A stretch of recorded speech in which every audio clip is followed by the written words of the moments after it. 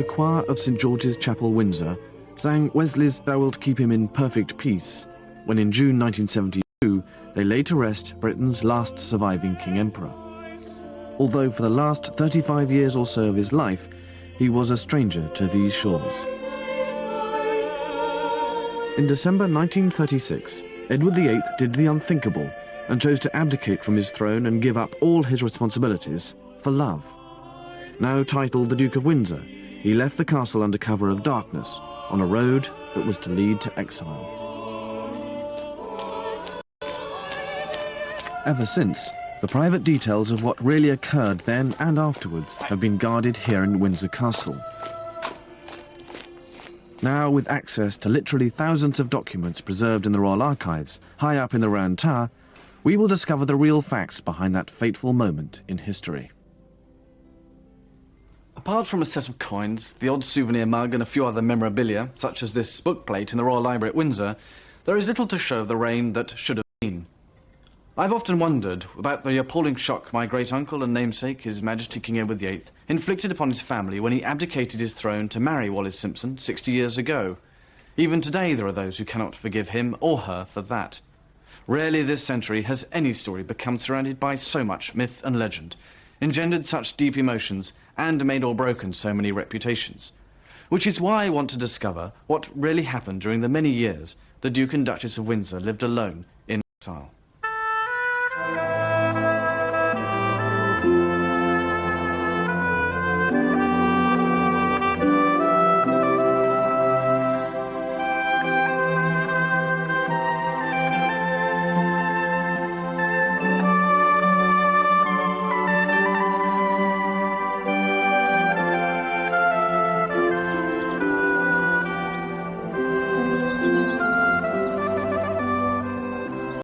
Fort Belvedere, just a few miles from Windsor Castle, was Edward VIII's home when he was Prince of Wales.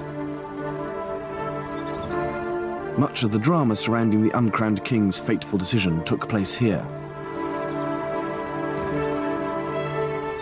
I don't believe he thought for a moment that when he decided to abdicate, he would be saying goodbye to all this forever. The Duke honestly believed that after the abdication he could go away for a while, lie low and wait for the storm to blow over. And then he could return to here, pick up the threads of his old life, and pretend to be a younger brother to the new King, George VI. But he completely failed to understand the impact his decision to abdicate and to marry Wallis had on British and imperial opinion. And this was the essence of the tragedy, for it was to bring him into direct conflict with everyone, from the government to the man in the street, and most seriously of all, his family. It's difficult now to comprehend the state of shock in which the nation and empire were left when King Edward decided to abdicate, a man most people had come to know and love when he was the charismatic and popular Prince of Wales. He was born in 1894, the eldest son of George V and Queen Mary, christened Edward Albert Christian George Andrew Patrick David, but known to his family as simply David. When he acceded to the throne in 1936, he became emperor to a quarter of the world's population. But his affair with Wallis Simpson, a twice-married American, was to cast a dark shadow over all this. When the king said he wanted to marry her, Prime Minister Stanley Baldwin confronted him. A 17-year-old secretary overheard them. Baldwin was really crying, and he said, you must not go. You must not abdicate. A few hours ago, but he did. I discharged my last duty as king and emperor. And now that I have been succeeded by my brother, the Duke of York, my first words must be to declare my allegiance to him. I was a schoolboy at a prep school, and we were taken into the to the big hall in the school, and we listened to the Duke give his speech, and a lot of us were in tears. I mean, we were poor. It was very, very moving. I'll never forget it. And we felt lost, we felt deprived, because all of us loved him. I mean, all of us looked up to him and thought that he was going to be a great king. I mean, he was sort of on our side, as it were. I think you have to remember, sir, that he was the first member of the royal family who really came down to the people.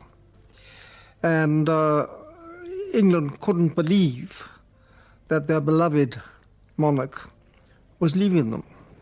For about 24 hours, we feared that such was to the nation, they might suddenly become a republic. Not only had Wallis Simpson been divorced once, she would have to divorce for a second time to marry the king, hence the crisis.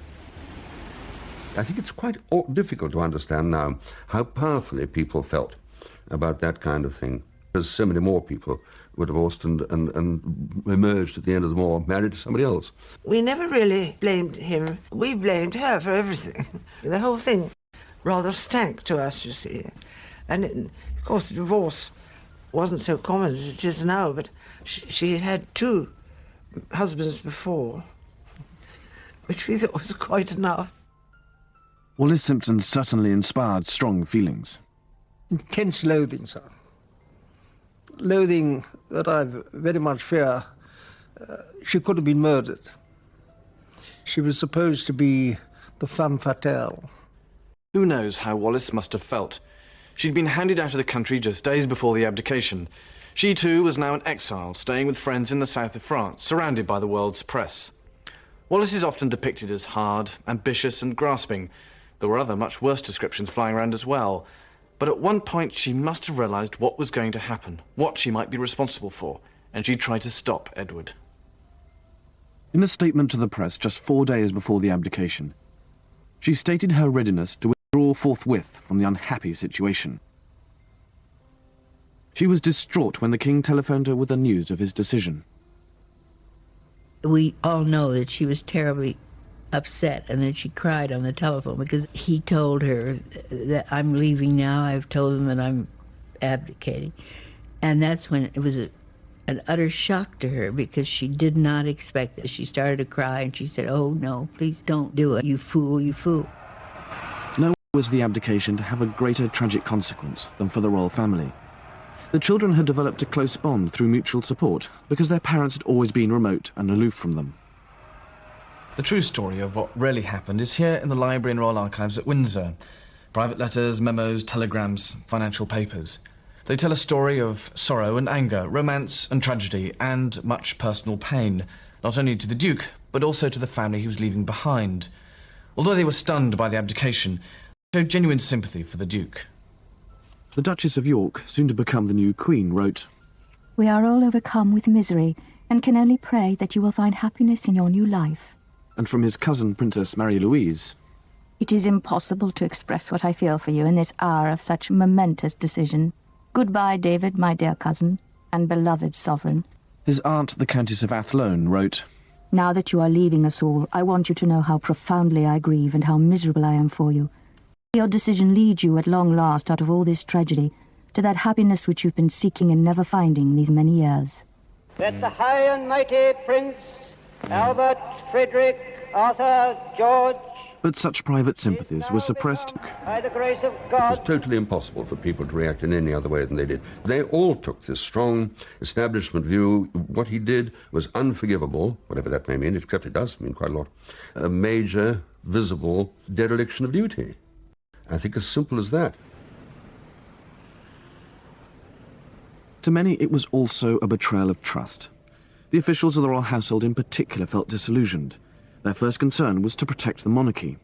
For that, they had to restore the public's confidence and to establish the new king, George VI, in the nation's affections, and distance the old one as far as possible. The impact of that on the brothers and family was to be profound.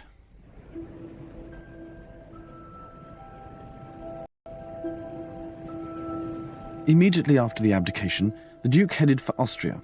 Here he was oblivious to the emotional backlash against him in Britain. He fully expected to return home with Wallis and have her accepted by his family. In the meantime, he would have to wait in Austria while she would remain in France until her divorce was finalised. The telephone was the principal means of communication, both between Britain and France. And within 3 months he'd run up a bill of £800. Although there are no records of what was exchanged, we do know that the connections were never particularly good and that the calls were often strained and frequently caused much pain. He was very much the elder brother of your grandfather and your uncles. And he therefore rather felt he must tell his brother all the pitfalls and all the things he must do, which were not obviously quite well received. It was principally to end this ordeal that the king turned to Walter Monckton, a trusted friend of both he and the Duke, to act as a mediator. It was a role that was to involve Monckton in a number of delicate missions. He had to go over to the Duke and say, please, is it necessary to call your brother so often? Because he was not a very strong man, and it upset him. This constant interference with state matters did nothing to improve his relationship with officialdom. May 1937 saw the coronation of George VI on the same day that had been planned for Edward VIII. The Duke was not there. He was making plans for his wedding in June and naturally expecting his family to support him on what he regarded as the most important day of his life.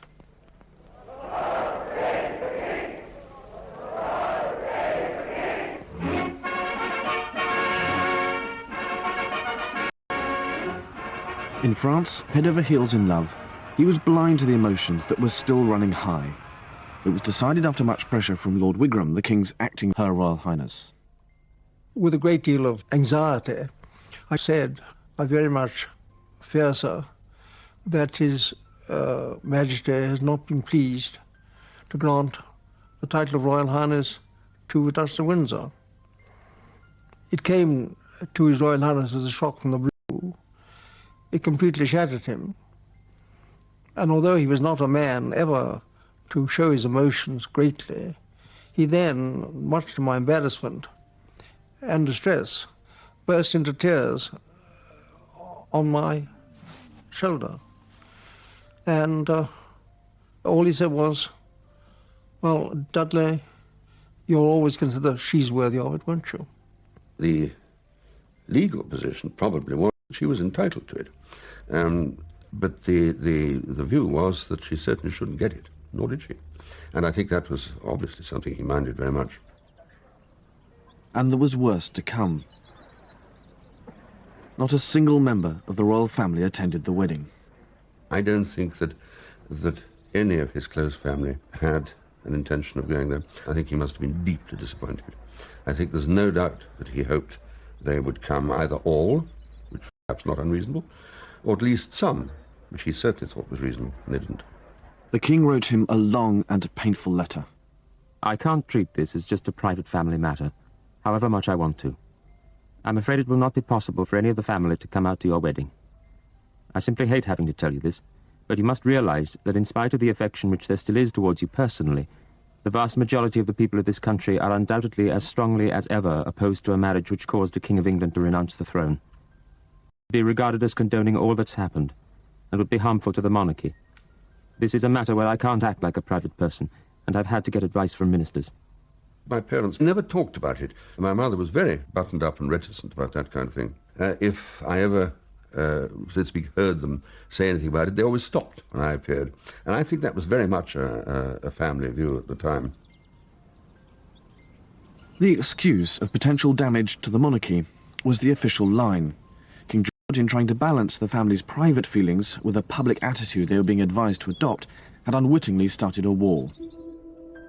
The Duke felt his wife had been insulted by his family, and he blamed his brother George and his mother, Queen Mary. After the reception, Monckton took the Duchess aside. He warned her that the Duke's happiness for the rest of his life would alone reconcile the British people to his choice of her. She is reported to have replied, "Walter, don't you think I've thought of all that? I think I can make him happy."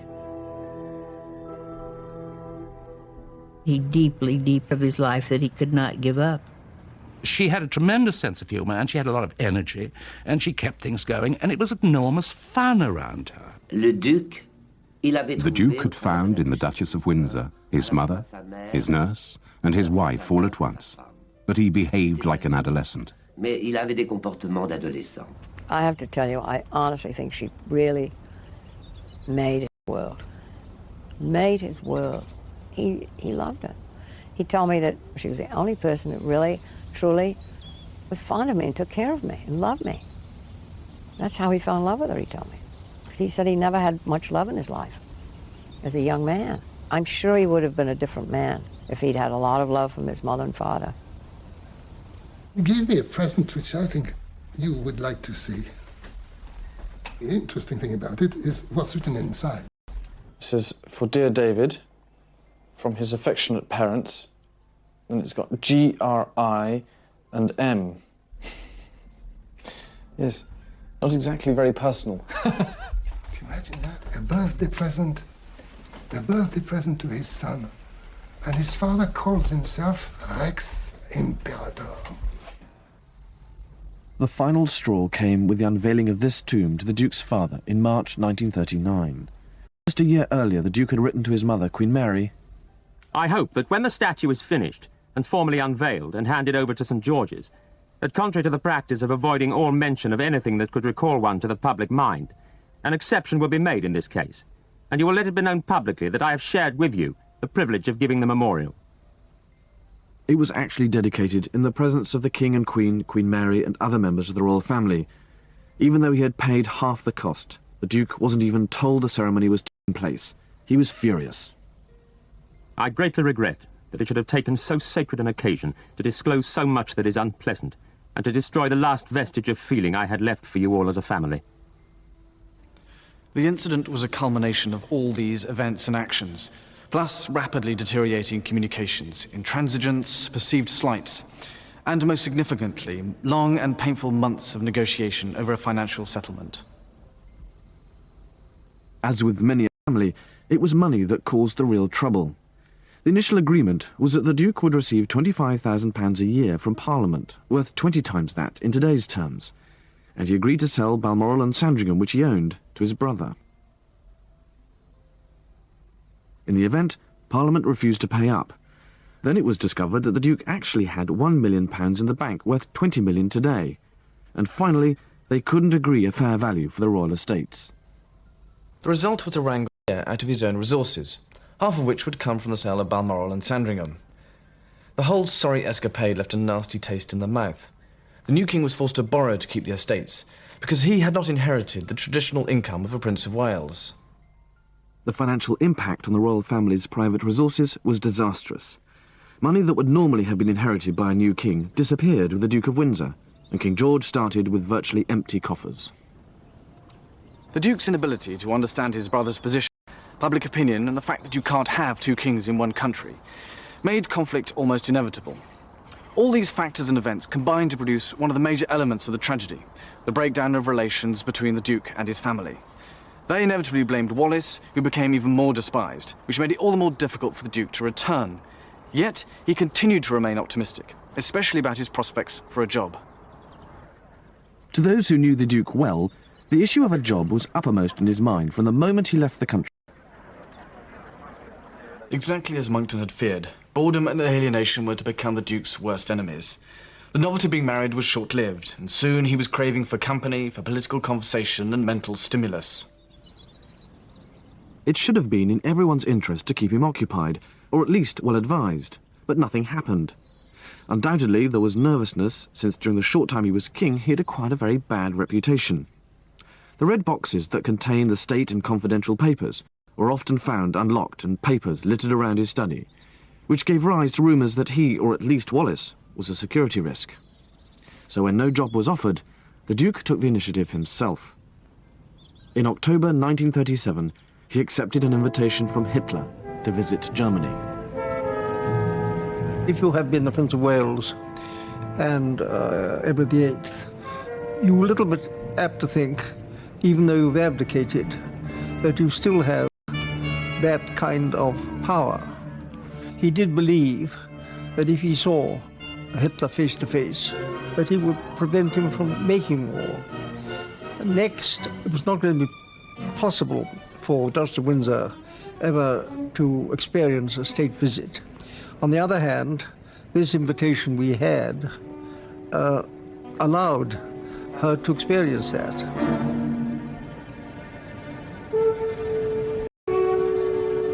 The Duke and Duchess visited Field Marshal Goering at his home.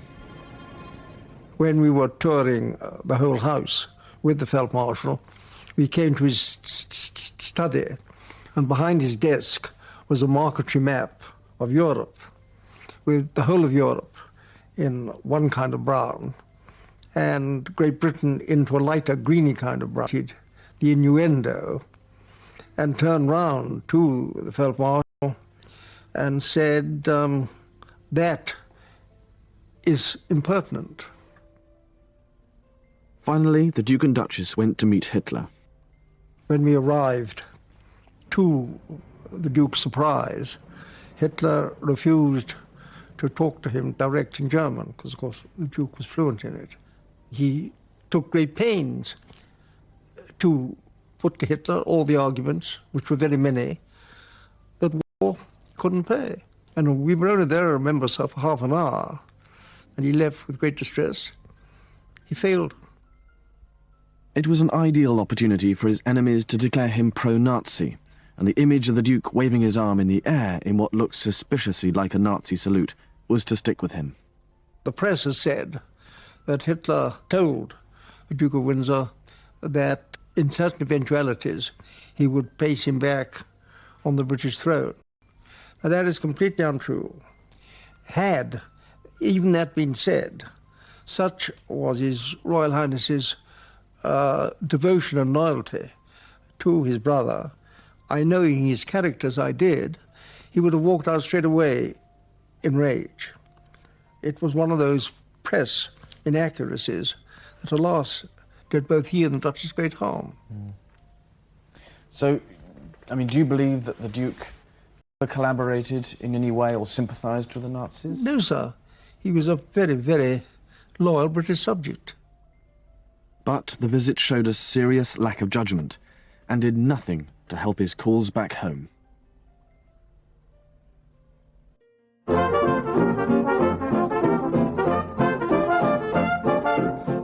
By 1938, the Duke and Duchess had gravitated towards the French Riviera, the playground of the rich and famous in the south of France, which was also the home to many other exiles.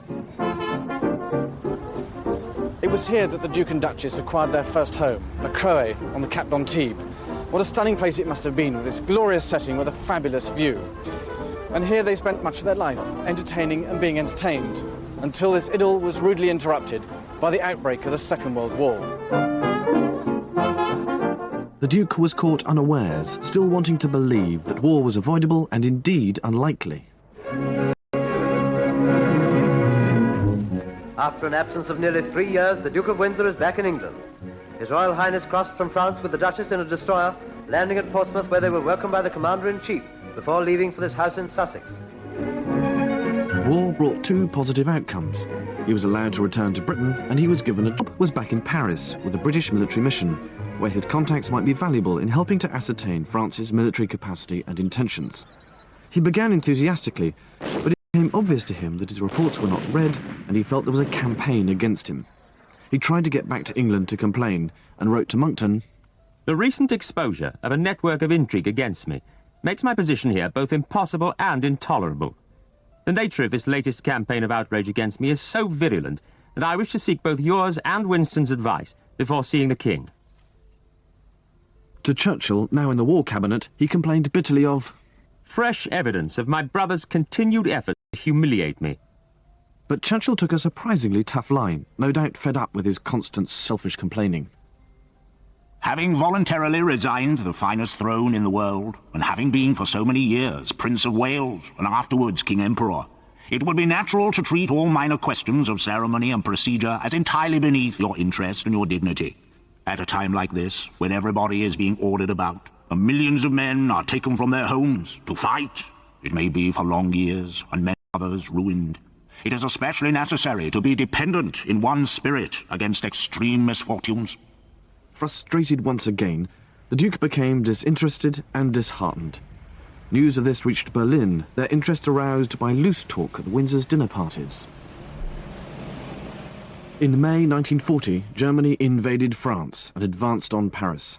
The Duke immediately took the Duchess to Biarritz, and when he returned to Paris, his commanding officer told him to go south, which he did, but in the process abandoned his friend and equerry, Fruity Metcalfe. Metcalfe was less than impressed. My position here since you left has been impossible, and one I cannot stand.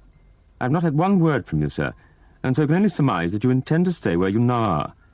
I'm sorry, sir, to leave your service, but I feel sure that it's the only thing to do. Metcalfe later insinuated the Duke had deserted, and though not true, the story took root. It's indicative of how he managed to alienate even his closest friends. June the 10th, 1940, Mussolini declared war and Italy invaded France. The Duke and Duchess were having lunch with Maurice Chevalier when news came, and as the border with Italy is only 30 miles away, they had to get out and fast.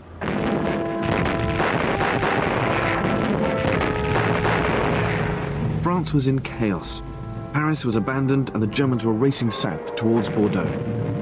The Windsors hurriedly packed and hid everything while making hasty escape plans for the local consul general. They decided not to make for Bordeaux, where the remnants of the British embassy were escaping from, but to head for Spain. It was a decision that was to involve the Duke and Duchess in the most bizarre episode of their lives. Recognised the Duke as the Prince of Wales who had served in the Great War and let him through. The best route was along the coast towards the Pyrenees and the border crossing into Spain. Thousands of others had the same idea. The road was packed with refugees with their possessions, fleeing from the invading armies.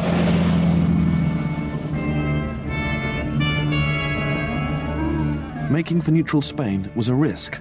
There was no guarantee they would be let in, and at Perpignan, 10 miles from the border, they were turned away by the Spanish consulate, who refused them the entry visas they needed.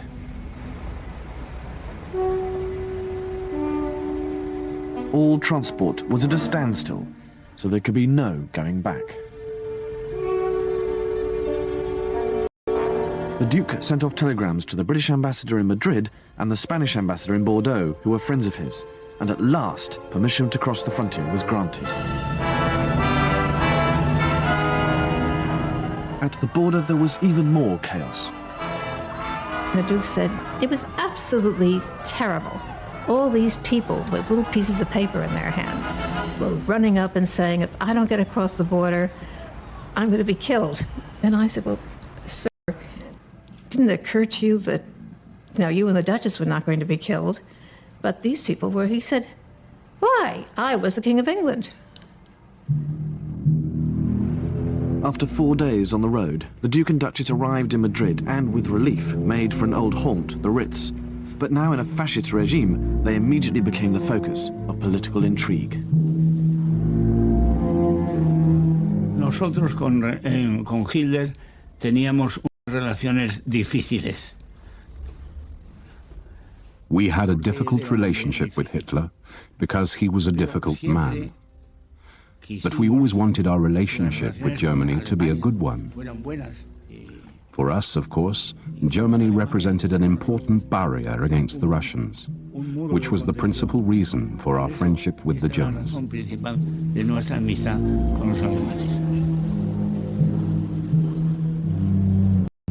The German ambassador in Madrid was ordered by Berlin to try to keep the Windsors in Spain.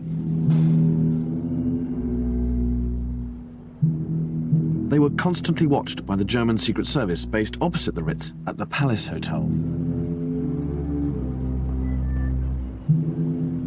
As it turned out, the Germans needn't have bothered. The Windsors' intention to catch a boat back to Britain from Portugal was delayed because they didn't want to be in Lisbon at the same time as his brother, the Duke of Kent, who was on an official visit. The Duke of Windsor used the opportunity to start arguing for terms and conditions for his return, but he wanted a job and official recognition of his wife first. Meanwhile, his prolonged stay encouraged the Germans to enlist Spanish help to keep him where he was, in Spain. They approached the Spanish Minister of the Interior and brother-in-law to General Franco, Serrano Suna. Franco y nosotros nos gustaba que estuviera aquí el octavo. They wanted to keep the king here, the King of England. Porque era bueno para nosotros. Franco and all of us wanted to keep him here because we thought that he would be an English king more favorably disposed to Spain. No eran demasiado cariñosos para nosotros, y él lo sería. Por eso nos interesaba a nosotros. On the other hand, Hitler thought he could manipulate him like a pawn, so he could instigate revolution in England. Para ir a Inglaterra y armar una revolución en Inglaterra apoyando a Eduardo VIII contra el sistema inglés establecido. Meanwhile, in London, His Majesty's government is becoming twitchy. The Duke's behaviour in negotiating terms before he will even consider returning to England seem, under the circumstances, extraordinary. But there he is, demanding a job for himself and acceptance of the Duchess by the royal family. Churchill fires off a telegram ordering the Duke to return in no uncertain terms. Your Royal Highness has taken active military rank, and refusal to obey direct orders of competent military authority would create a serious situation. I must strongly urge immediate compliance with the wishes of the government.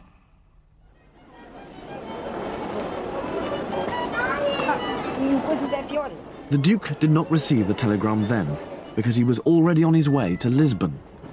There, the British Embassy advised him to stay with Ricardo Espiritu Santo, a wealthy banker whose home was at the appropriately named Boca do Inferno, or the Jaws of Hell, for Santo turned out to be a German sympathiser. Having had no reply to his earlier telegram, Churchill seeks an audience with the King. The Duke must be removed from the continent, but how if he won't return to England? It's decided to send him to the Bahamas as governor, a post without precedence for a member of the royal family. The Duke's attempt at bargaining had totally backfired, and he was now to be sent further into exile. On one of his almost daily visits to the British Embassy in Lisbon, the Duke received Churchill's latest telegram informing him of his appointment as governor of the Bahamas. He was dismayed at the news, but nevertheless accepted. At least as a governor's wife, Wallis would now be his equal. So began a new round of negotiations, including the release from military duty of some of his former staff. Most significantly, he was stuck in Portugal until a boat passage could be arranged. VIII to lure him back to Spain. Angel, a Spanish secret agent, was sent to the Duke with a message.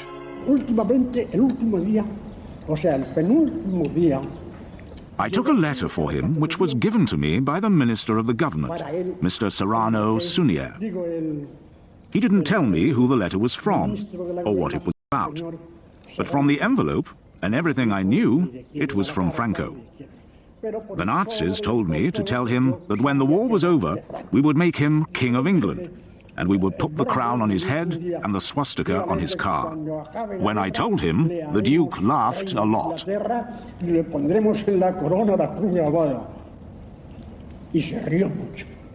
Operation VIII now effectively commences. The aim is twofold: to delay the Duke from leaving for the Bahamas and to persuade him to return to Spain. The real aim of the plot was the negotiated peace between Great Britain and the Nazis. And then behind there was a condition which could be the recovering the crown for the Duke of Windsor. The Duke is unaware of these machinations and plays perfectly into the hands of the plotters when he seeks their assistance to recover various items, including sheets and pillowcases, from his houses in France.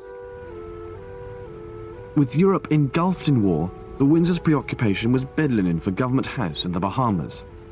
The plotters allowed their maid to travel unhindered through German lines and all the way into occupied Paris to get it.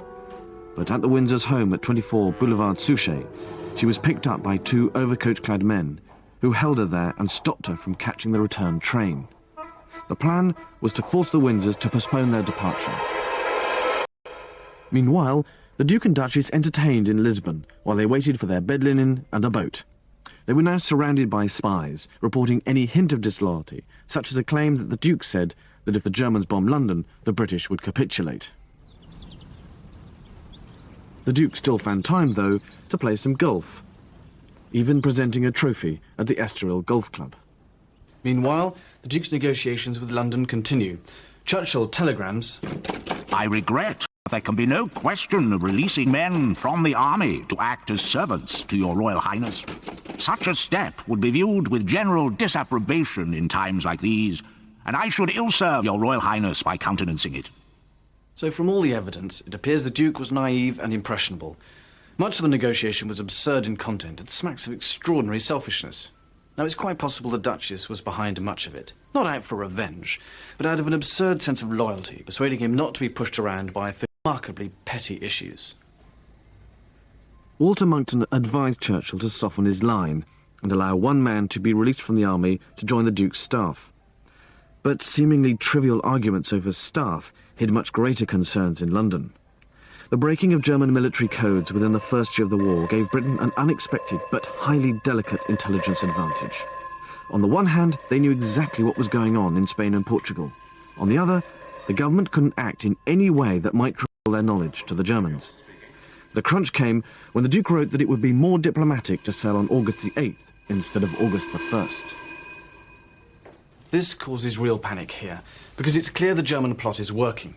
Churchill immediately sends Monckton to Lisbon on what he later describes as another very odd job. Monckton's task was to counter whatever the plotters were saying. In fact, they were trying to convince the Duke that the British Secret Service was out to assassinate him. The Germans sent a letter offering him safe passage to Spain. It was delivered by Angel. Yo ya vi que era la carta de Franco, pero The Duke, he took it and looked at it. He read it first, quickly, and then more slowly, and said, "It's too late. It's too late." bien detenidamente la cogió, la miró y dijo demasiado tarde. Demasiado tarde.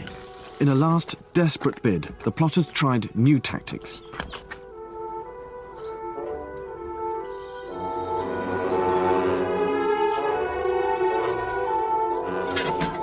A gang of thugs was sent to the house with instructions to frighten the Duke into asking for protection.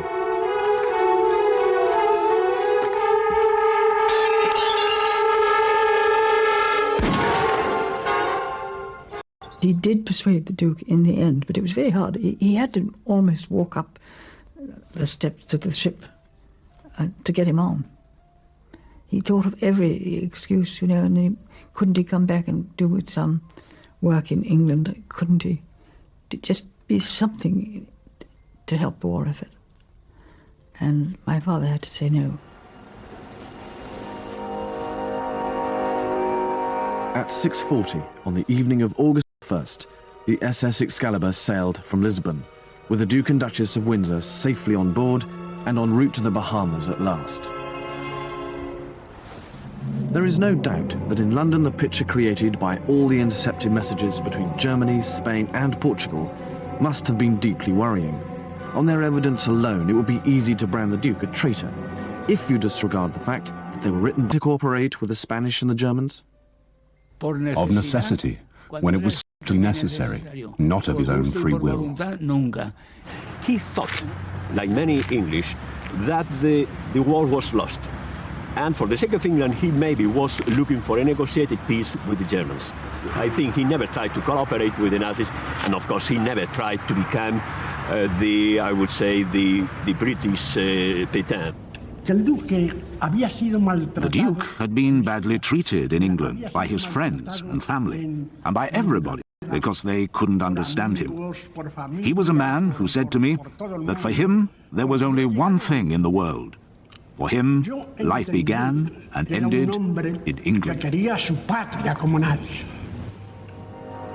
The extent of Operation VIII first became known just after the war, when some German Foreign Ministry documents known as the Marburg Papers were captured. There was immediate speculation about the Duke's willing involvement in the plot, which he swiftly denied. But the allegations that he collaborated with the Nazis, or even considered betraying his country, continued to be made. There are even claims that secret documents pertaining to the Duke's association with the Nazis were removed from Germany on the express orders of King George VI and have been destroyed or buried somewhere. In fact, they were all private family letters between Queen Victoria and her eldest daughter, who'd been married to Kaiser Frederick. The concern was that they might be looted. None of them was dated after 1901 and certainly don't refer to the Duke of Windsor.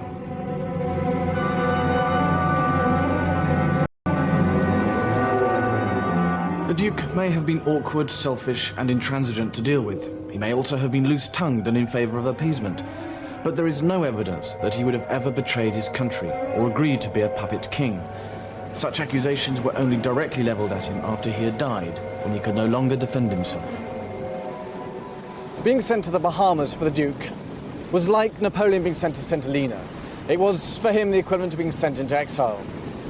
The only consolation was that Wallis would be treated as his equal as governor's wife. But it was small comfort that he was going to have to sit out the war, frustrated at not being able to help his country in a more constructive way.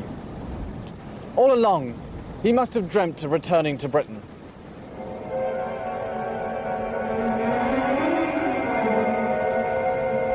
life when you've been king of a large country. I mean, how could you own practically half the world and then suddenly told you're going to look after a tiny, tiny place at the Bahamas? I mean, he thought it was terrible, but my father was pleased because he was worried that the Duke might easily be shot or caught or anything might have happened. It's rather sad. The governorship of the Bahamas was his biggest test. The impression he created would be vital. I first met the Duke on board the yacht Southern Cross, which belonged to a Swede who had loaned his boat to bring the Duchess. She had a toothache, and she never liked to fly, and so she came in this yacht, which was very, very comfortable. And the Duchess and I are naturally very glad to set foot in America again, although it is pretty tough on her to have to undergo a dental operation. I remember very distinctly, a very small, very sunburned little man said, "Ah, you're the consul from Jacksonville. How very good of you to come on board," you know. And I was quite disarmed by this approach. He had tremendous charm and charisma. I thought he did a very fine job as the governor. He didn't spend an awful lot of time in the office, but he didn't like the office. He didn't like paperwork. But he was very popular with the Bahamians.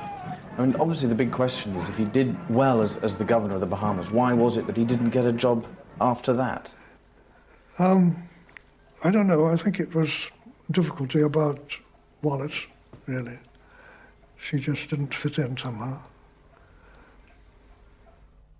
The Windsors' friendship with Swedish financier Axel Wenner-Gren was another cause for criticism.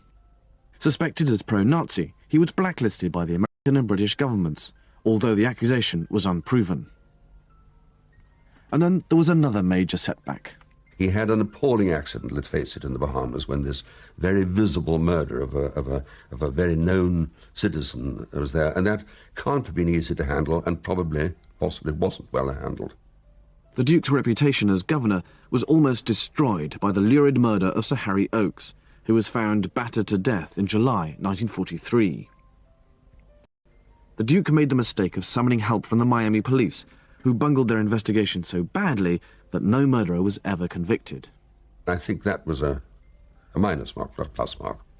And I suppose the establishment, who decided or recommended people for the rather important kind of job he might have had, I suppose they were not only doubtful about him, but they were more than doubtful about her. They didn't like her.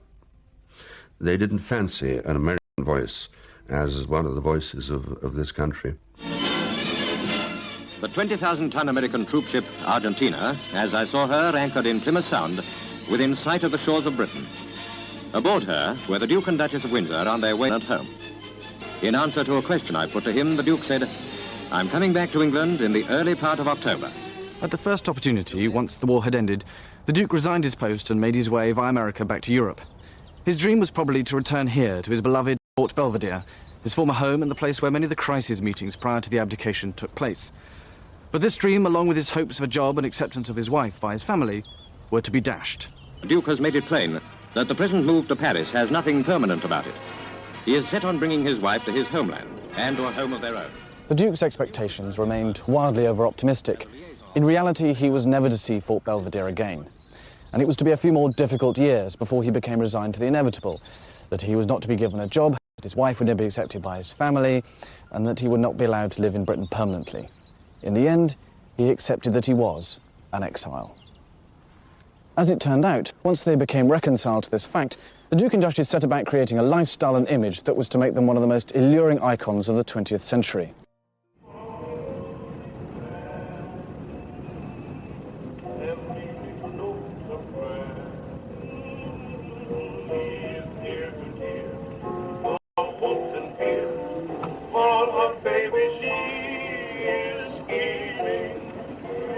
We'll never be invited again to the Duke and Duchess of Windsor's soirees, and thank God. Rarely have I been so stupendously bored. There were 22 people for dinner, and only 2 names did I know or remember, and that was from history. The Count and Countess of Bismarck. It is extraordinary how small the Duke and Duchess are. 2 tiny figures like Toto and Nanette that you keep on the mantelpiece. Chipped around the edges. Marred royalty. Charming and feckless. At one point I said to the Duchess, "You are, without any question, the most vulgar woman I have ever met."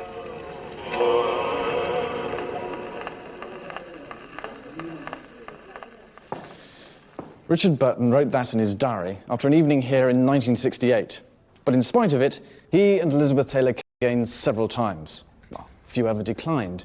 You didn't say no to an invitation from the Duke and Duchess of Windsor to visit their private home in the Bois de Boulogne. The traumas of abdication, divorce and war were behind them, and in exile they were feted and flattered by people the Duke would probably never even have known, but for a chance encounter with a divorced American woman who changed his life. When they moved here in 1953, they had been married for 16 years.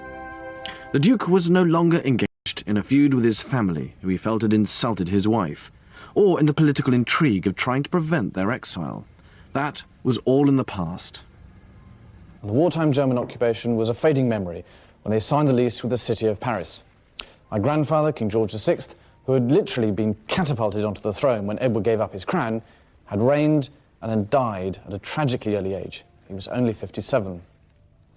Queen Elizabeth, my mother, was the new monarch, and now, for the first time, the Duke and Duchess had a permanent home, and they set about creating a way of life and the image that went with it.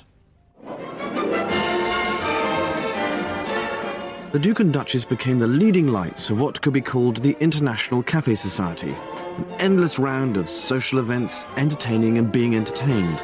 It was all a million miles from his destiny as King of England. They went out quite a lot. They would be seen and photographed at the Maxims, at night clubs and all that. And I think it filled up their diary, you see. I think they liked it. She liked it a lot.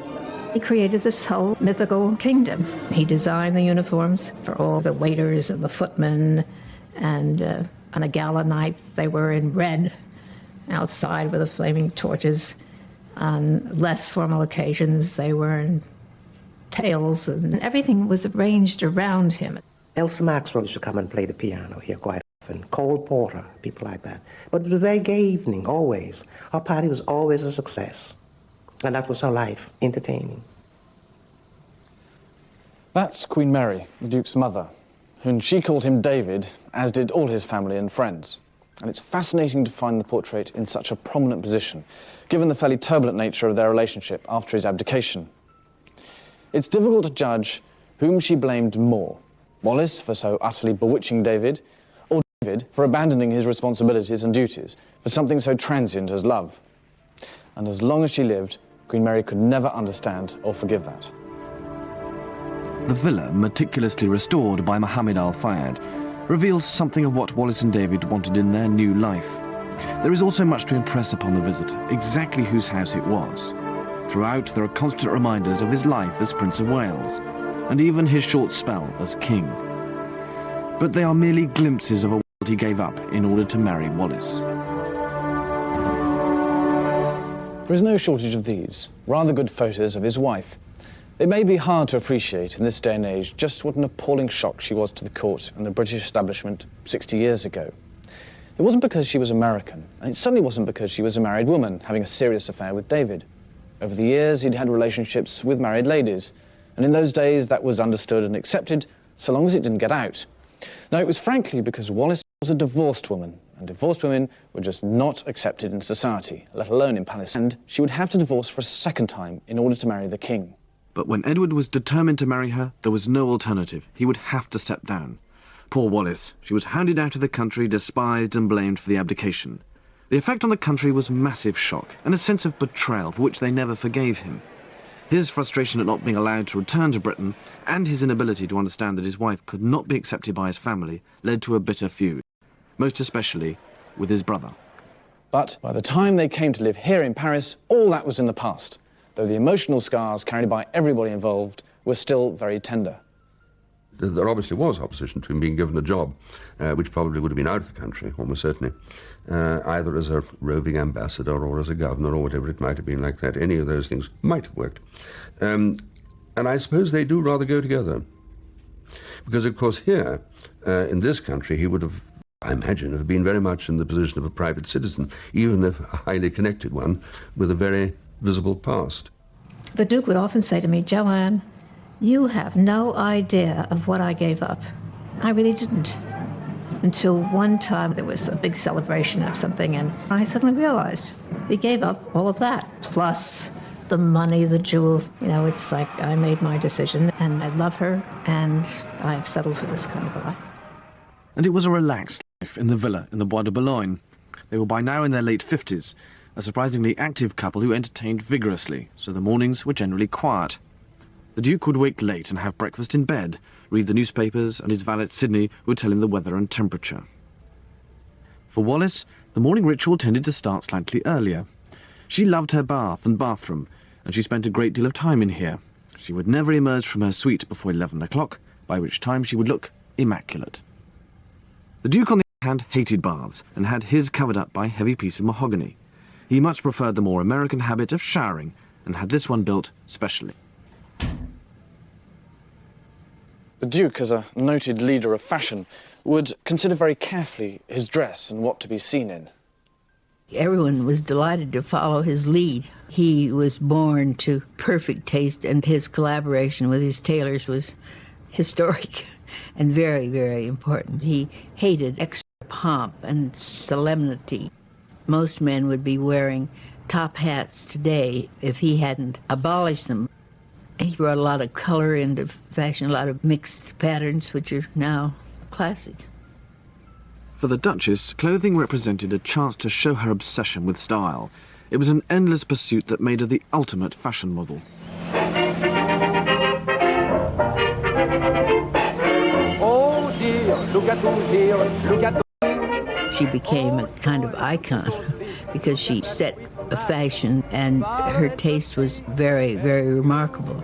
One of the most interesting things about her is she's one of the few plain women to become a fashion icon. As far as I'm concerned, I've been very influenced by her because she knew so well, you know, and teach to a young designer what really is essential for a woman to be elegant. Nothing over-elaborate. The cut has to be perfect but simple.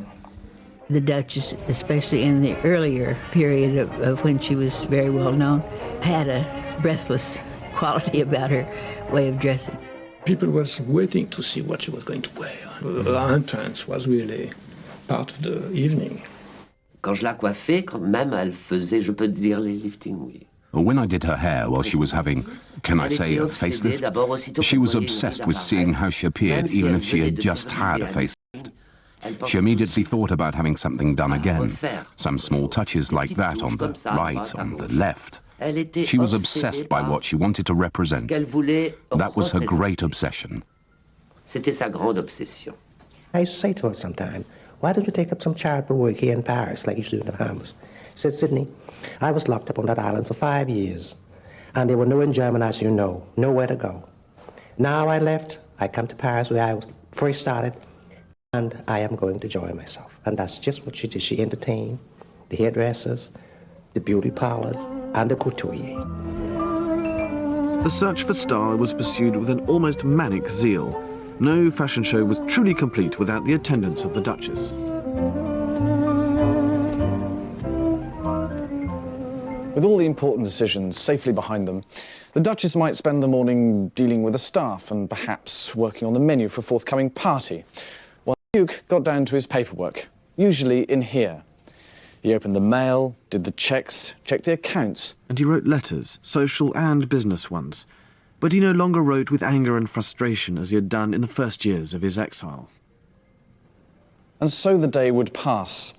After a light lunch, perhaps a nap. Maybe a chat to a friend on the telephone, or a romp with the pug dogs in the garden. And then tea.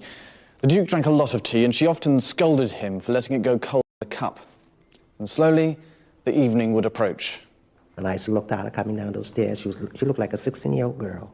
And I used to bow to her. I said, how beautiful you look. She would say, thank you. She'd come in, she'd say, everything is perfect. She'd walk on the terrace and see all the candles and the trees were floodlit. She said, Denny, make it a beautiful night tonight.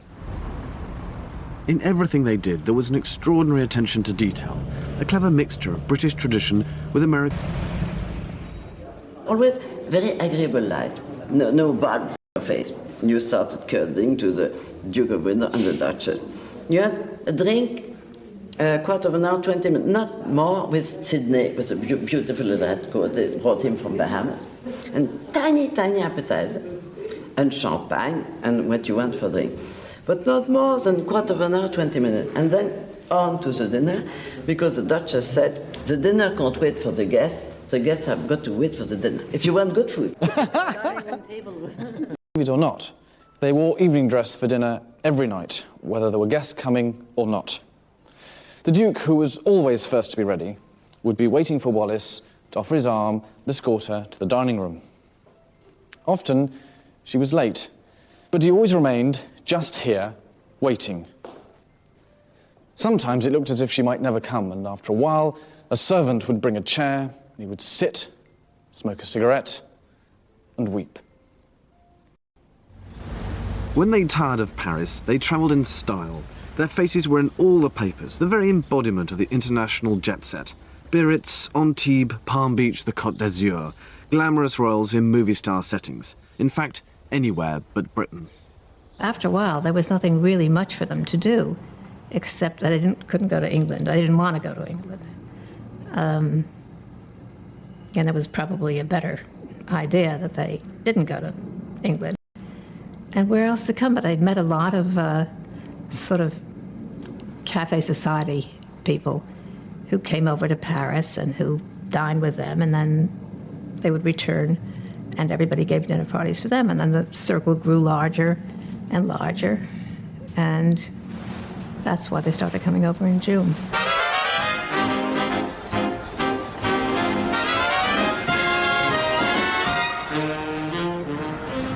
Duke and Duchess never travelled by aeroplane because of her fear of flying. The Atlantic crossing would take about a week. Invariably, news of their arrival would precede them, and New York society would be waiting to welcome them with open arms.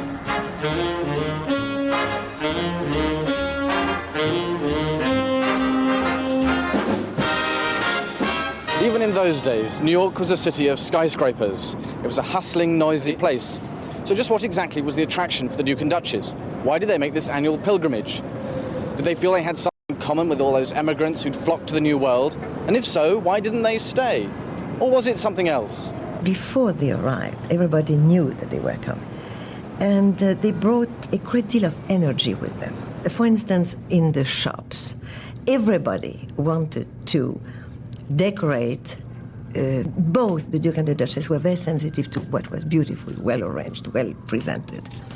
And everyone wanted to be ready in case they would have to visit the Duke and Duchess.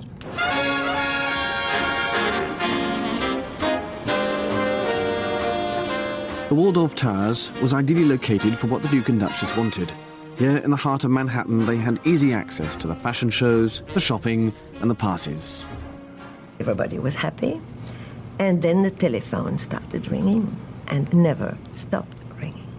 As well known, when the Duke and Duchess of Windsor were in town, I mean, people would literally kick, scream, and fight to get invited to an event that they were at, or to be able to sit at a party they were at, or to be in the same boat crossing the Atlantic that they were at. It was quite a phenomenon here in America. They were America's royalty. I thought, my goodness, what am I supposed to call them? Do I say, Your Royal Highness, your what, and what do I call her? Because we've read all about the fact that he wasn't going to be the Royal Highness. Perhaps, as they could not go to England, basically, that it was perhaps refreshing to go to a country where at least a group made a fuss over them. Duchess, those flowers. I know that's one of your favorite pastimes. Did you make the arrangements? Well, I did, and they're geraniums, which are very, very simple flowers, which I love. I like them cut, and I like them in pots also. We always have them in the mill, lots around in pots, and these I cut. Found some place where I could get them and cut them, because it's typically me as an arrangement. Mountains of flowers, literally mountains of flowers, of the beautiful flowers were waiting there. I suspect they didn't have all that much money, and Mrs. Hilson paid for something, who lived at the Waldorf. I can't remember whether she paid for the flowers. Somebody else paid for the limousine. Somebody else paid for, I don't know, the clothes or the... I mean, there was a group of 3 or 4 people who definitely paid for who subsidized them. That enough? No, once more. Try for another 1,000. $64 question. That's... We have no prizes on this, but we'll send you 1,000 jacks for that last one. There, is that enough? Thank you very much. I hope you'll teach me that game someday, darling. I love to. They set up home here for 2 months every year in what is now called the Royal Suite. On the top floor, it's quieter and more spacious than in the hotel. It was made more homely because friends lent them Renoirs or Monets for the walls and ensured there were plenty of fresh flowers. Today, you'd be expected to pay around $3,500 a night to stay, but you do get some pretty magnificent views. We kept rotating pictures around, and I recall a Renoir, a Pissarro. I mean, they were very good paintings, maybe not the top of the line for the whole collection, but, you know... On an extra fortnight, as they sometimes did, 1 or 2 of these people, one in particular, used to get quite angry, and because it meant that the limo or the flowers had to be paid for another 2 weeks. But I'm afraid that's the way it was, and the Windsors gave good value. I mean, they could trot them out as their status friends and introduce them to their less status friends, and so it seemed to me that they got their money's worth. Nobody minded here that they had no job. They were accepted for what they were and allowed to do what they wanted. They had a number of good friends here, and there were no restrictions on them. All of which is why I think America was an escape for them, an escape from the feeling of exile which dogged them in Europe. However, there was a penalty to pay.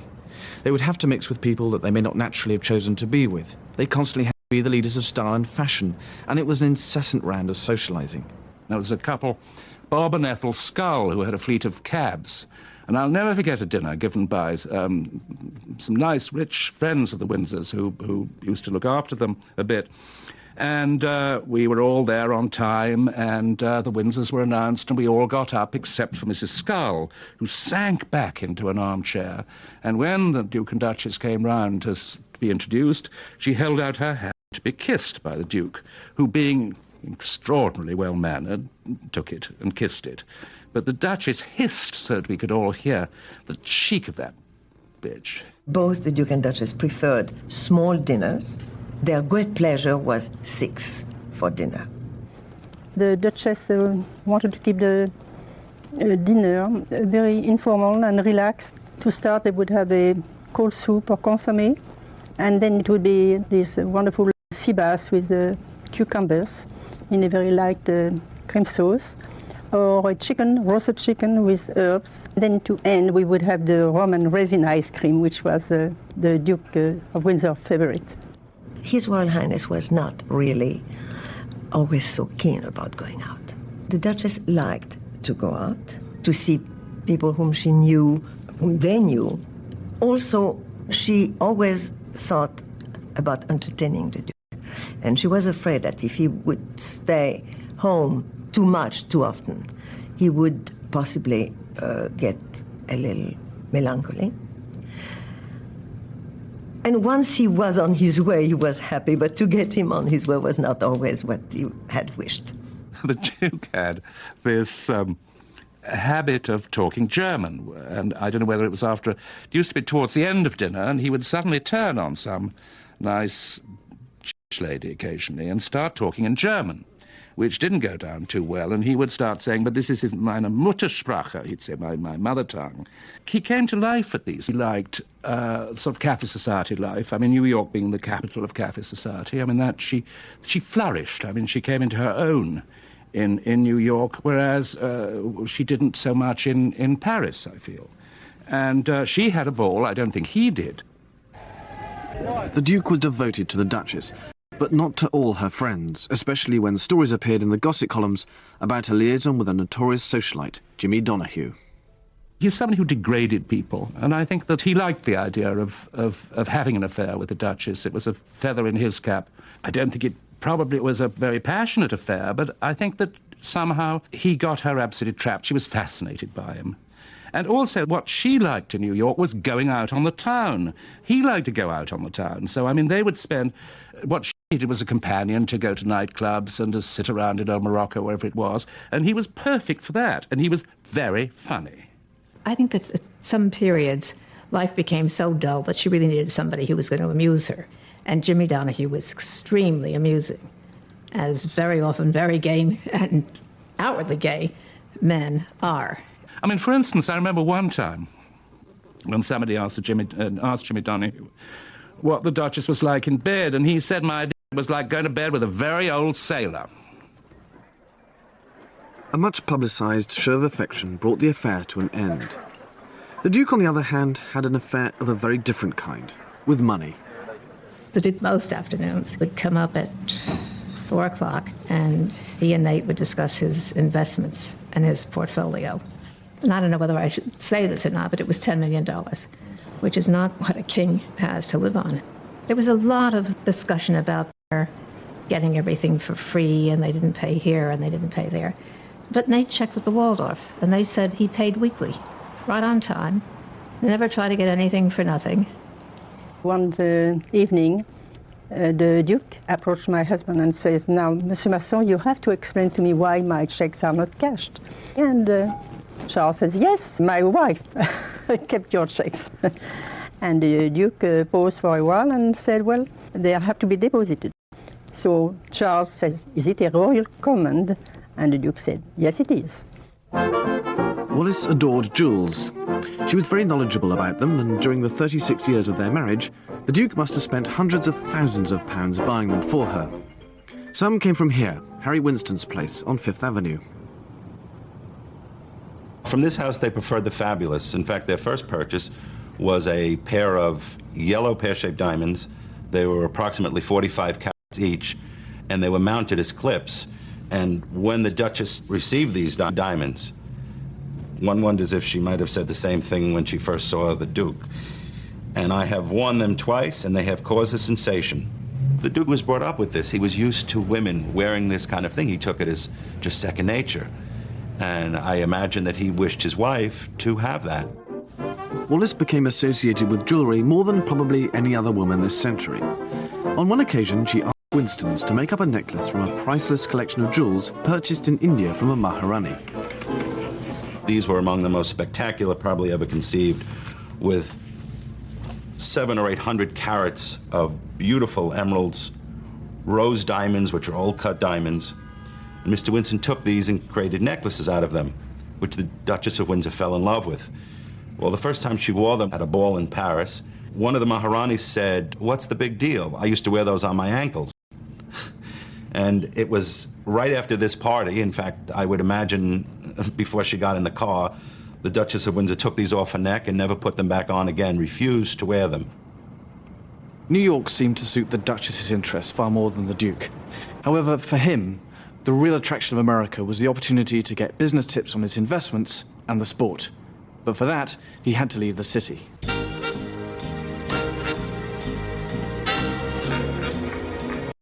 Most weekends they would make for the country and places like Locust Valley on Long Island, to lovely old houses like this one owned by the Slater family.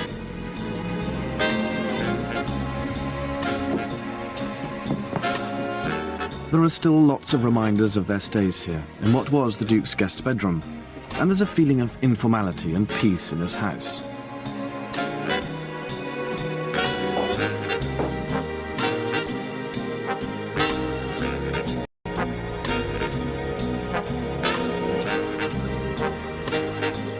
Long Island was where the Windsors could relax, with friends who invited them for holidays and to satisfy their love of life's little luxuries. Hostess Martha Slater plied them with gifts and made sure they never ran out of caviar. That's something up. Rather dishevelled Duke. It's rather unusual. Oh, that's that splendid garden. Absolutely stunning. And there's a great pair of boots. And that's shooting here, is it? What would you... Yes, down Tallahassee, Florida. Yeah, in Florida. And that's Easy Guest. Right. I think he loved to reminisce, especially with me, because he knew I loved to hunt so much. I know he loved riding. And when they come in January, they go to Horseshoe Plantation, Mrs. Baker's shooting place, for 2 weeks. Then they'd come to Palm Beach and maybe stay with us for a week and then move to our house. It was very well organized. They slept in the same bed every night, and they used to have little giggles to each other. They had a lot of little giggles, you know. And then he'd often say to me, "Have you had any Mr. and Mrs.?" I said, "Not lately, sir." You know, you always ask me things like that. And the President and Mrs. Nixon had a dinner for them. Oh, it's the most lovely dinner. Arnold Palmer flew in his plane, and I sat next to one of the astronauts, and it was a fabulous evening. It was beautiful, and of course, he was the star of the evening. He gave us a very short speech after dessert, and everyone fell in love with him, really. The charm of that man. In the exclusive country clubs of Long Island, the Duke could practice his favourite game, golf. The sport he took up after an accident forced him to give up horse riding. He loved it, and although he never became very good at it, it must have been a wonderful escape from the social chit-chat and gossip. They were literally the king and queen of America's cafe society, and were treated as stars. It may all sound very glamorous, but most of the time it was unfulfilling. And worst of all, so shallow. They were no more at home here than in Europe.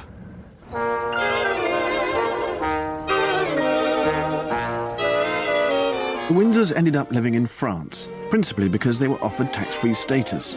That was a major concern of the Duke's, influencing not just where he lived, but also where he might take a job.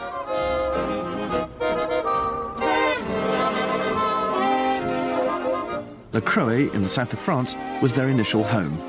Once one of the most desirable properties on the Cap d'Antibes, it is now just a burned-out shell. Without their scrapbooks and the Windsors' own photo albums, it is difficult to imagine what a fashionable and stylish place it must have been, and how much fun it was.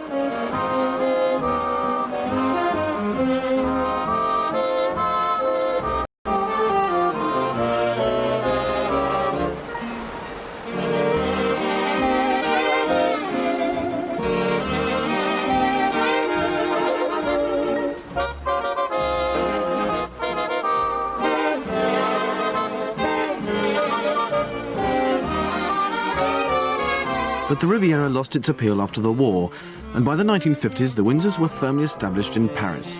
Any hope of living permanently in Britain had utterly faded. But in fact the Duke was able to make several discreet visits. Of course he did come quite often on visits, but they were always very invisible visits. Not always, but almost always.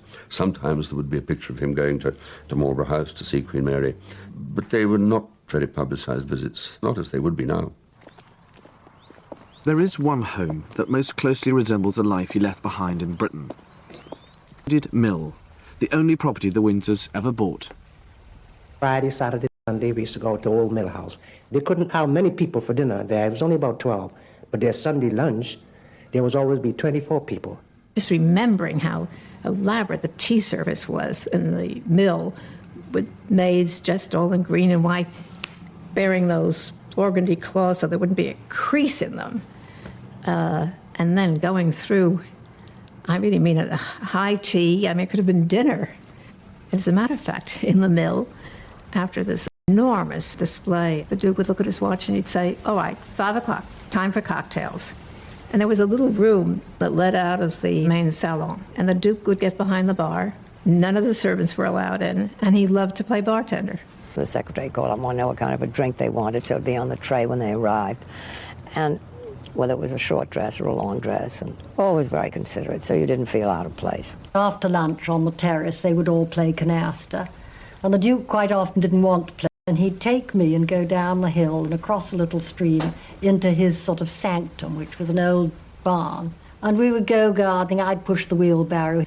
Sometimes he would say things to me like, "Don't ever waste your life, Atalanta. Always know what you want to do and always enjoy doing what you want to do." Certainly to me he seemed a sad person, and quite often rather bored. There weren't a great many people in Paris who were really good friends of the Windsors. To me it seemed as though everybody was still sort of scratching and fighting about who did or who didn't collaborate. But there was so much snobbery and The eternal petty spites of a very fragile and, it seemed to me, shallow world they all lived in. When you went there for the weekend, it was charming. Even we were four, they were there with the dogs, the pugs. It was tellement gentil. The Duchess is dancing like that. The Duke always wearing his kilt for the evening, the dog running around. C'était gentil. You'd think you were staying with old friends, very simple. They liked to laugh, have fun. So it was marvelous. And you could forget where you were. The famous day when Armstrong put his foot on the moon, the Duke said it's going to be at 2 o'clock in the morning and he will send Sydney to wake me up, to wake Philip. He had a TV in a little room next to the big drawing room. We went to see that. We see the Duke waiting there. And the Duke said, where is the Duchess?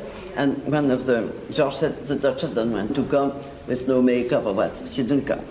And when he put his foot on the moon, the Duke was so emotional, he almost cried. He said, wonderful people, American, wonderful people. He was touché. And if this gardened house seems to sum up best the character and personality of my great-uncle, and it is here that I felt the closest to him.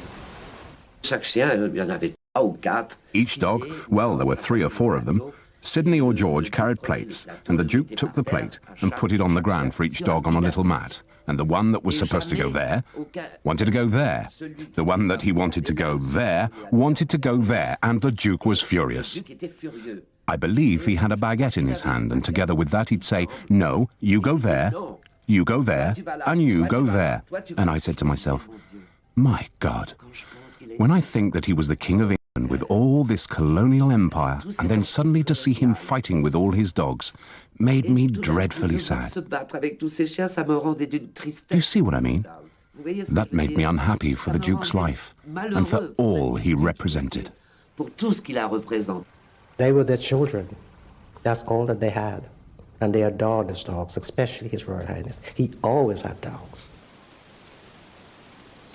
Halfway up a small hill overlooking the mill is probably the most poignant reminder of the Windsors' life here.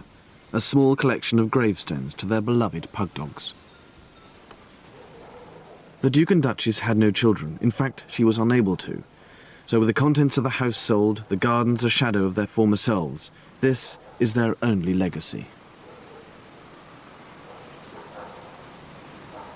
As a couple, I thought they were terribly sad. I thought that he occasionally looked come into his eyes of such melancholy that he'd given it all up for this terrible second-rate life in this or that city in Palm Beach or New York or wherever it might be. And I think he realized that he'd made a mistake. He'd committed himself to her, and to that extent he was a marvelous husband to her. But I would think that this was largely good manners, and there was something tragic about the relationship. She seemed to be perfectly happy about everything, but even she must have had moments of remorse. I think she really meant it when she said she didn't want him to give up the throne, because I think she realized what was going to happen, but I don't think he did. But he certainly came to that realization. I asked him if he regretted what he did. That's all I said to him. And he said, no, not at all. That's all. No. Do you two ever have occasion to discuss what might have been?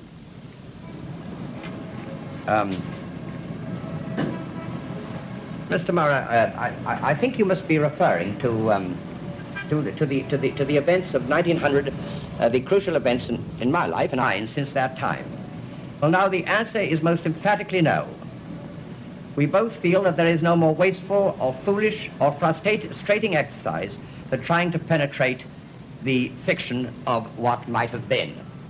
There they were, like Becky Sharp, really, at the end of Vanity Fair. I mean, condemned to lead this sort of terrible life from one pleasure place to another, not clearly really having a very good time, and not having really old, dependable friends. The late 1960s was a turning point for the Duke and Duchess. The gradual reconciliation with his family was acknowledged when they were both invited to the formal unveiling of a memorial plaque to Queen Mary in 1967. By now they were in their 70s, and it was also the beginning of the end. A series of illnesses and operations afflicted the Duke, and the last and most serious being the detection of cancer. It was pretty easy to detect a tumor on his tonsil, on his left tonsil. It was a cancerous lesion, which very quickly got out of control. It was beyond any surgical attempt. Nothing could be done. He knew that he had cancer of the throat, but he never complained. He was really very, very sick. And that's when Winston called up Dickie Mountbatten and said perhaps the Queen should know how ill he was. I don't really think, to be fair to the Duchess, I don't think she had a clue how sick he was. Because about 3 years before, she was really losing her memory very seriously.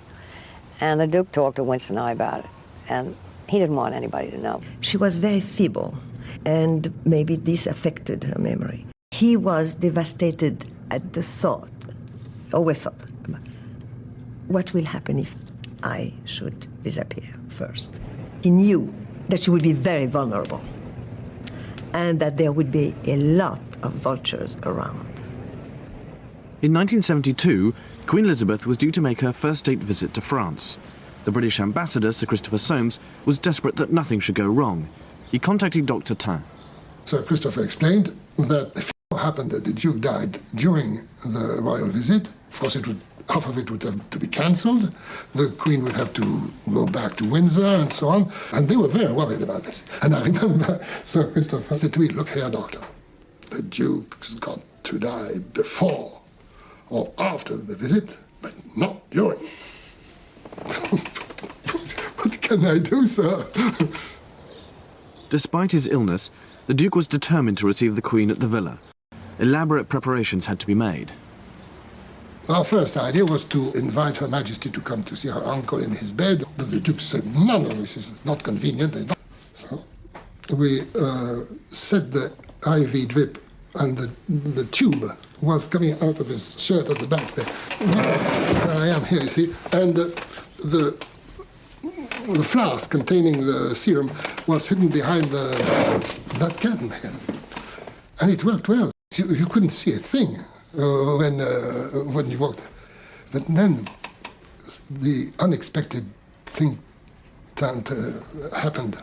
He wanted to stand up. When the Queen came in, that was not foreseen at all. I thought that was really something. He could hardly stand up, but he wanted to greet the sovereign. After the visit of Her Majesty, the Duke's deterioration was rapid. That morning he sat down and he took up his pen, but he couldn't write. You probably are weak. I said, you haven't eaten for so long. Why don't you let me go get you some Finnan haddock and buttered eggs? That's your favorite breakfast. Sidney said, that is far behind me now. I tell you what I like to have. I like to have some fresh peaches and cream. And I fed him, and I put him back into his bed. The little dog was on the bed with him. And when I came in at about 6 o'clock, he was still sleeping. And I said to Royal Highness, His Royal Highness is resting very late this evening. She said, Sidney, don't worry. Leave him, he's tired. Let him rest. And about 8 o'clock, I came back. The little dog jumped off the bed, and he ran into the boudoir, and he jumped on a Royal Highness' lap and never came back. And I said, this is very strange. I didn't say anything else. I stepped out of the bedroom, and that very night, His Royal Highness died.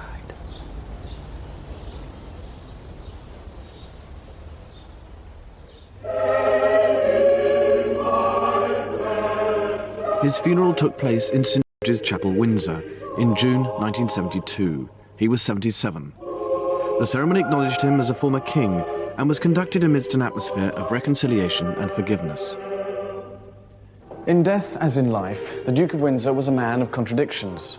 After years of being distanced from the throne and any memory of his short, unconsummated reign, here he was being buried with full honours.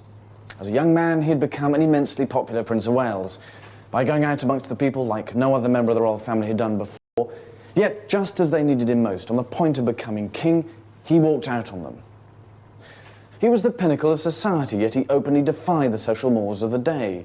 He was stubborn, selfish and self-centred, yet at the same time charming and charismatic. People really liked him. He was openly a patriot, professing love for his country and allegiance to his brother, King George, and yet he is condemned by some as a collaborator, or even worse, a traitor. But no matter how hard they try, no one has ever uncovered any evidence for that.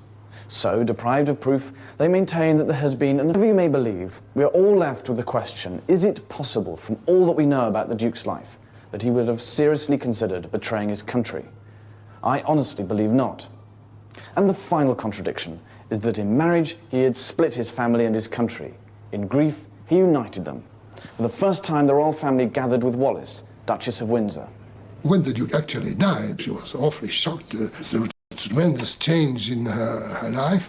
And then the ceremony of the burial was terrible for her. Meeting suddenly hundreds of persons whom she didn't know being taken to Buckingham Palace. And I found her in Windsor Castle. She was there alone on the sofa. It was rather pathetic, really. And then she was taken back here, and when she walked into the house, she called David. David. Je crois qu'elle a peut-être un peu commencé à boire. I think that she began to drink a little after the Duke's death. She found herself with a lot less invitations and even made phone calls in order to get invitations. You see, it was terrible. C'était terrible. Everything I heard was as if she was surrounded by a sort of wall of silence. I called George, and I told George I wanted to come out to see her. And he said, of course. And I said, please be down at the gate and let me in. And I think they were dying for me to come. So I went. And it was just the saddest day to see that house, because a lot of the things were missing. This poor old lady, a prisoner in her own house, she didn't know who she was or where she was, really. She recognized me immediately, and she told George we're going to have a dinner party tomorrow night for Mrs. Ernst. I know. That was... But she was in bed. Very, very old. It was over. For her. With the Duchess vulnerable, her worried servants used the Duke's bath with its wooden cover as an ideal hiding place for the letters and photographs of Britain's greatest love story, save from those who might see them as a source of income. In charge of affairs at the Bois de Boulogne was Maitre Blum, the Windsors lawyer. There was nothing we could do without Madame Blum. I mean, she took over completely. Maitre Blum and the Swiss banker had everything all tied up. Of course, I knew what was in the will. But how did you know the contents of the will? Because I was aware of what was going on with the lawyer, whose doctor I was also. Oh, I see, right. So right. It was a sort of little club around the Duchess to protect her. With the help of her French lawyer, she changed her will so that after her death, the Windsors' belongings were auctioned for $50 million, which benefited a French charity. Not many years after the Institut Pasteur got that enormous amount of money, they discovered the virus to AIDS. Sometimes I think if it's the most useful thing the Windsors did in their life is to give their fortune to the Institut Pasteur. Unfortunately, she went down after His Royal Highness' death. She couldn't seem to pull herself together anymore. I don't think she really realized what she had, but after His Royal Highness' death, she missed him terribly. Then finally she took the head, she had a stroke, and that was the end of it. She never regained any conscience after. She just lied there and suffered for 11 years. The great love affair was ended, it was finished.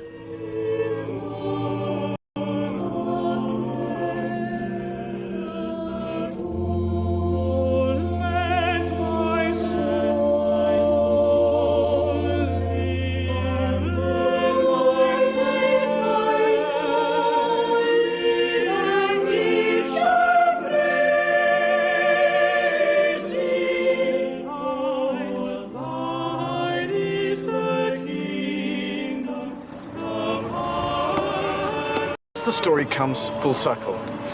It was from Windsor that the Duke started on his road to exile, and it was to here he returned 35 years later to be buried. But it was only after the Duchess died in 1986 that his expectations were at last fulfilled.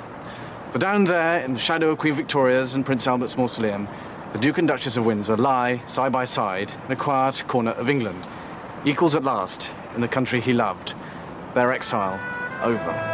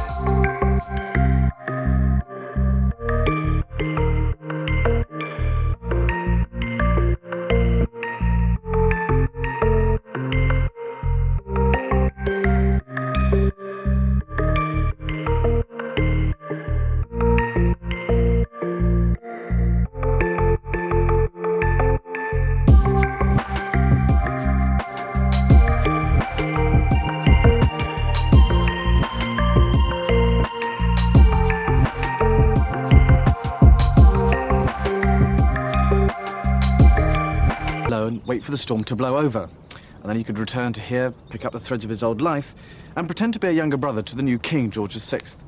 But he completely failed to understand the impact his decision to abdicate and to marry Wallis had on British and imperial opinion.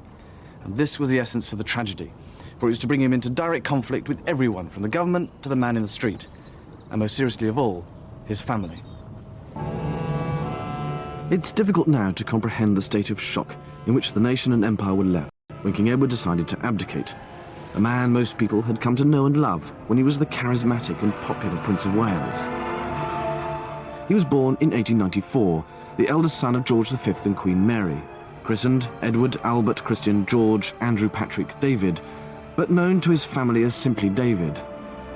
When he acceded to the throne in 1936, he became emperor to a quarter of the world's population.